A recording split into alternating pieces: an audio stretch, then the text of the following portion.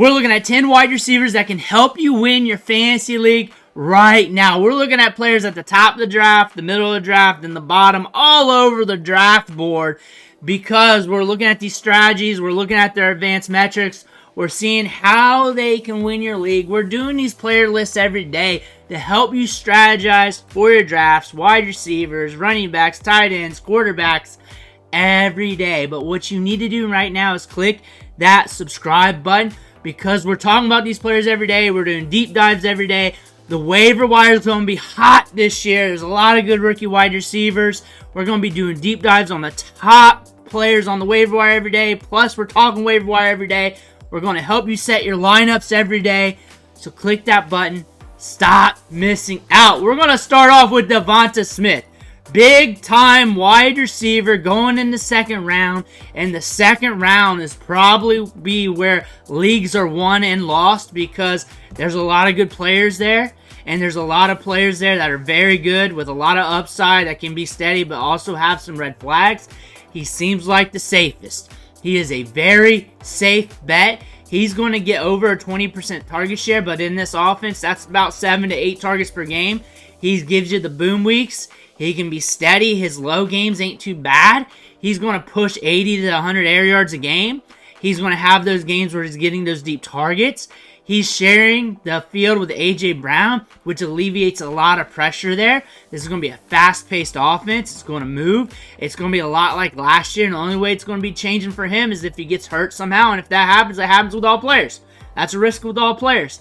But healthy on the field, everything looking good. They're going to get something like this, maybe even a little bit better. DeVonta Smith in the second round, third round, fourth round, depending on what's going on in your home league. I think he's a safe bet as one of those expensive wide receivers. Zay Flowers.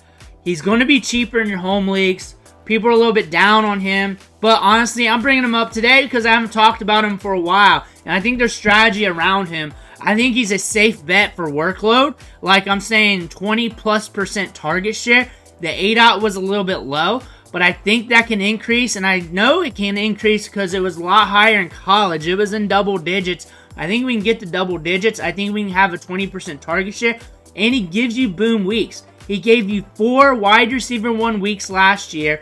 On top of that, his floor games weren't that bad. He had a couple doozies, but it wasn't that bad. A lot of people are down on him because they look at the offense. But when you look at the workload here, you're seeing a 24% target share as a rookie. You can increase upon that going into your second year. What you really want to look at here is the air yards. 56 air yards per game, 8.4 average depth of target. Got a lot of short targets last year. However, when you look at the metrics from when he was out in college, he was getting deep balls. He has the speed to get it deep. That should increase. It shouldn't stay low forever. It should not. His profile says, hey, his ADOT should be hovering around 10 or so. And if that happens, you're looking at around 70 air yards per game, 80 air yards per game. So the bottom games will be more steady, and you'll still have those upside performances. That may happen this year, next year, but it's in the cards. Round 3 draft capital here on Underdog. But in your home leagues, you're looking at more like round 5 or so, because the running backs are going to buoy up in your draft, especially once your league mates get the Coors Lights running through their veins in the backyard, drinking and drafting. You'll catch him at more of a discount. People are down on him because he's on the Ravens. People don't like the passing offense. It'll be a discount, but you're not buying the fantasy points. You're buying the target share, hoping the fantasy points will be there because it was kind of there last year. And he was kind of steady last year. He could be a good wide receiver 3 for your team. Xavier Worthy's got a lot of upside. I'm chasing that upside because you got that Patrick Mahomes juice. You got that 4.2 speed, which I can't say every day. I can't say that with a lot of these wide receivers, if any of them, except for him. He's got the juice in this offense. A lot of people are making this bet on Underdog Fantasy. Round 5 draft capital. You can't get much more expensive than that for a rookie wide receiver unless your name's Malik Neighbors or Marvin Harrison Jr. He's ahead of Rome Odunze and ADP on Underdog Fantasy. A lot of people are putting their chips down on Xavier Worthy. Marquise Hollywood Brown, starting the season injured, might miss a few weeks. Marquise Hollywood Brown's a good discount. he's a good discount if you can sit on those few games and take those L's on him. And then when he comes back, he's in the Chiefs offense, and he's also very nuanced. But Xavier Worthy is going to be one of those rookies where it's going to be silence, but eventually he's going to be deadly, and it's going to be like nothing, then boom, big play. Nothing, boom, big play. If he's on the field, he's running routes. That's what you're going to expect from him. And we're seeing that in training camp. We're seeing the connection with Mahomes. I don't think you're going to have to worry about that week 1, 2, or 3. He's going to be out on the field. He's going to see targets. It might be up and down until he solidifies himself, learns the NFL game, but it might come out right out of the gates. This is a good upside lottery ticket that you're taking in the middle rounds, and you're looking at all the other wide receivers in his range here. Calvin Ridley, Keenan Allen, Jaden Reed, Terry McLaurin. There's questions with all those guys as well. You got questions with Xavier Worthy because he's a rookie. Maybe because you think he's smaller. I'm not worried about that. He runs a 4.2. He's got Patrick Mahomes. He's got some X factors there. Diontae Johnson. So in your home leagues, he's probably going to go in this underdog range, maybe a little cheaper, round 8, round 9 or so.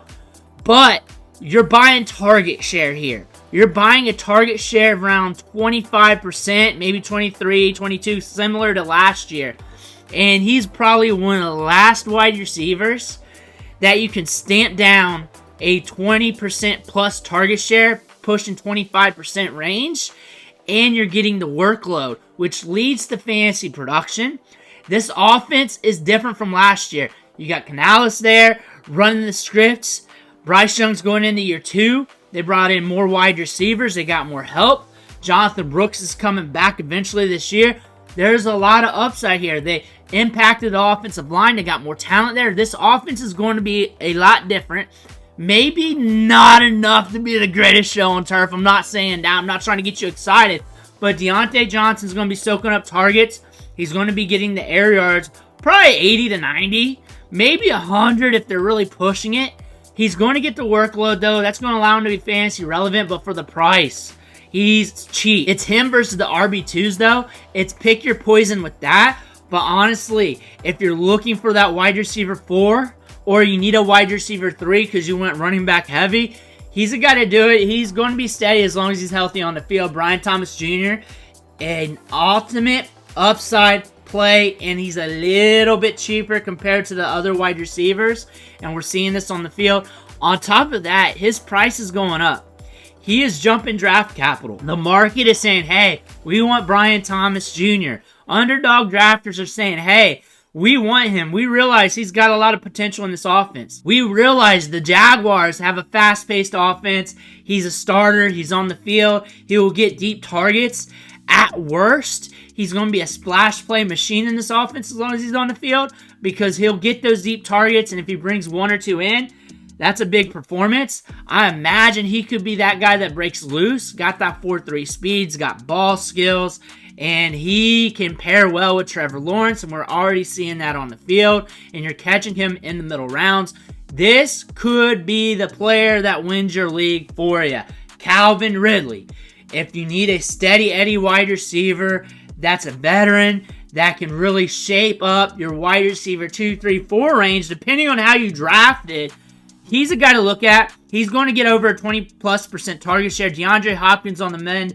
Will Levis is going to target him. It's all on Will Levis, but Will Levis might be just better for fantasy football than regular football, especially for his wide receivers. He's going to push it downfield. And really, when you look at the results from last year, Calvin Ridley was very splashy right down there. A lot of wide receiver 1 games or wide receiver 3 or worst games. So he's either getting it and going ham, or he's not getting it done, which I like that with my wide receivers because he's winning you a lot of weeks. He's winning you a lot of weeks, and I can see that in this offense. He's a good separator. He's great at the catch points. He's going to link up well with Will Levis. Will Levis is going to target the crap out of him. Over a 20+% target share, probably 22% to 25%.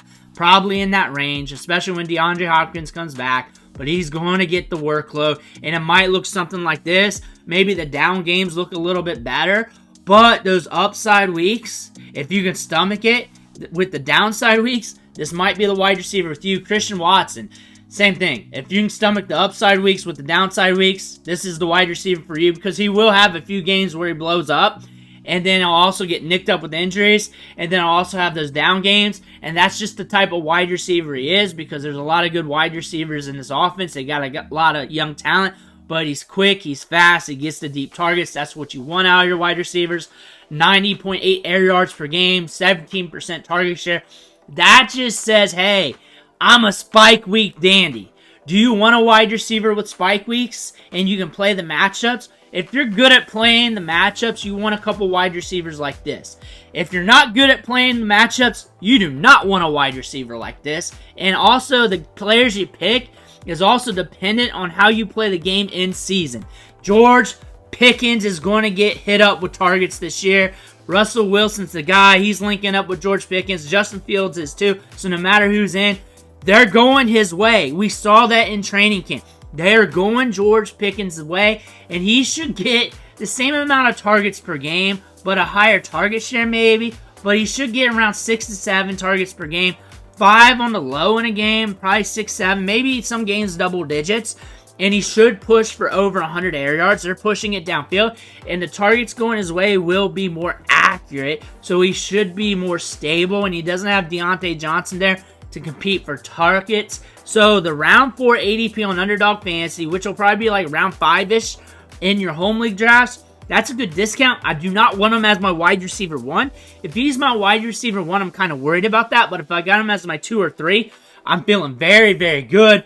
Brandon Aiyuk is back, and he's probably going to be back in a big way. As long as he's healthy on the field, he's going to be stretching the field, creating separation. I think the discount's over. I think he's going to jump up a little bit more. There was a period in the last few weeks, he dropped a round or 2 in leagues, and you were able to cash in on that discount. I was talking about him due to that, because I wanted you guys, if you were drafting, to cash in on that discount. I think the discount's going to be over. I think he's going to slowly go up. Home leagues drafts, round 4-ish, round 3-ish, somewhere around there. Underdog-ish, might go round 2-ish, round 3-ish on the top end. But still, last year, steady production. The low games were decent, and he was able to give you those pop-off weeks. Gabe Davis, pop-off week dandy with the low points. So like I said, with a few other wide receivers, if you can stomach the high games with the low games, this is a guy you want. But he's cheap. Round 12, double-digit draft capital, probably in one of the last rounds of your draft.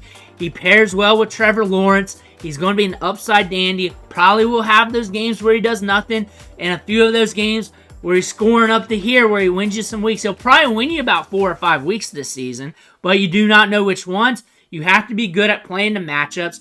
Look at the matchups down here, and just look at the patterns here. Against Tampa Bay, pass funnel defense. Against the Eagles, a shootout that you know it's going to happen. I don't remember the game script, but when you're predicting the game script, when you're looking at the teams, you see that. Chargers, a lot of teams were throwing on them last year. The Raiders, you see that happening. The Jacksonville Jaguars, and you look at the other ones, like the Jets, you know that one was going to be a slower paced game. Think of the pace of game. Think of the options that game could have. We talk about that in our matchup videos, and that gives you the idea to really think about your players so you can set your lineup. So we look at things from a different perspective here. That's why you need to click that subscribe button, because I'm going to help you work through the matchups so you can set your lineups. I don't give you the fish. I teach you how to fish. And that's different from all the other YouTube channels. I don't want you to need me. I want you to learn the numbers, learn how to set the lineups, learn how to make predictions. And this not only just helps you in basic fantasy football and redraft, dynasty, DFS, maybe even gambling, maybe projecting out rookies and other players for the long term, short term, or whatever you're looking at. But once you get a good baseline of the process and probabilities, and you can think through it like this in your head, that's going to allow you to set lineups, make decisions, and feel good about what you're doing. Hit that button, stop missing out. I want to thank you for watching. Catch you on the next video.